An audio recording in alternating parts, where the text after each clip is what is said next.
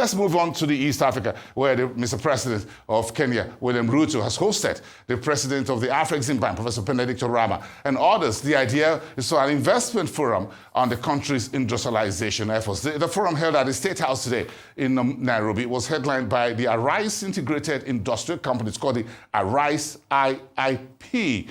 And that's a key institution that is leading the creation of special economic zones across Africa, Nigeria, Ghana, Togo, Mali, elsewhere. And it's the first of such, however, in Nairobi, following the conclusion of the 2025 Intra-Africa Trade Fair Summit, which was held last week in Algeria.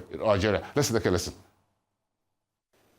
Special economic zones is a tool and a platform we want to use to achieve three things.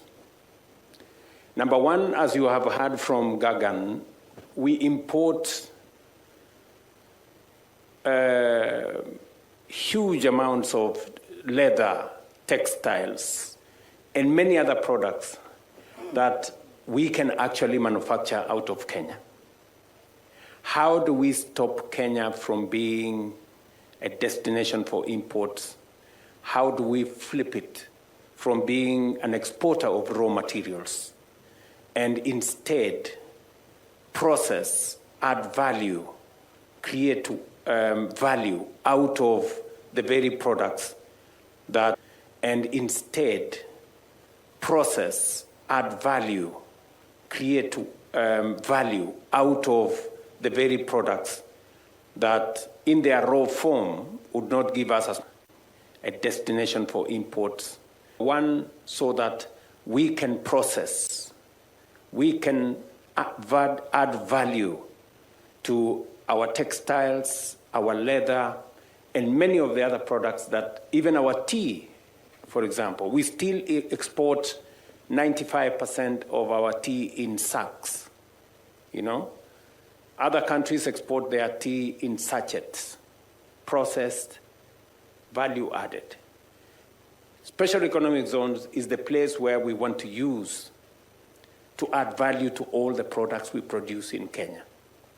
From tea to coffee to leather to textiles and on and on. Already, some of the policy interventions that we have put in place, and I will talk about them later, is for us to be able to create the correct fiscal and financial ecosystem to support this exercise.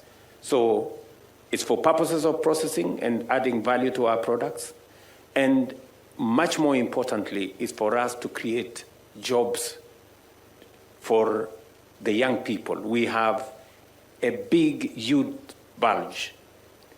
Educated. We spend close to 650 billion Kenya shillings, about $5 billion every year to educate our young people.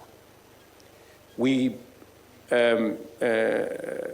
push into the job market 1 million young people every year.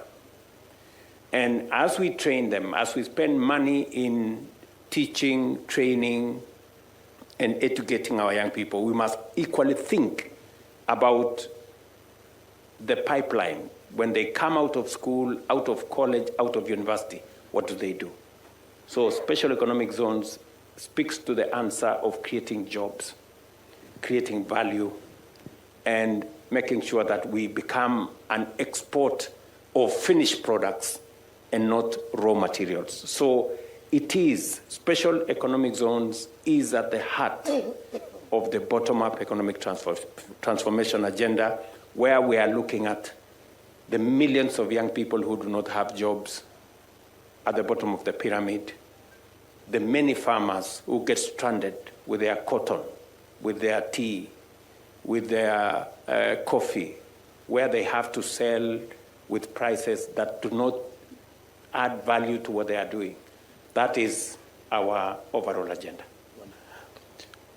The strategy we established when I became president had 4 key pillars. 3 are important here. One of them is industrialization and export development. The other key one is intra-African trade, and AfCFTA promotion, all linked.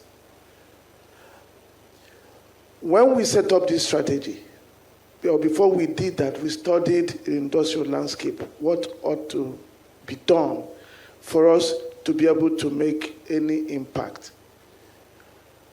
We found that a key issue for industries in Africa is infrastructure that will make sure they produce competitively.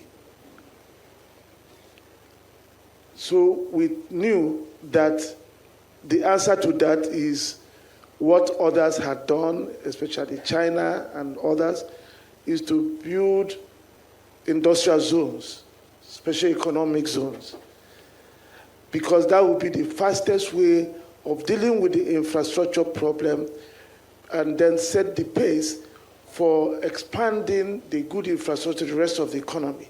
If you wanted to wait for the investments that will go through the economy so that everywhere is good for industrialization, you wait for too long, because Africa required about, at that time, about $110 billion every year for the 10 years to be able to build the infrastructure it needed. Africa did not have that money.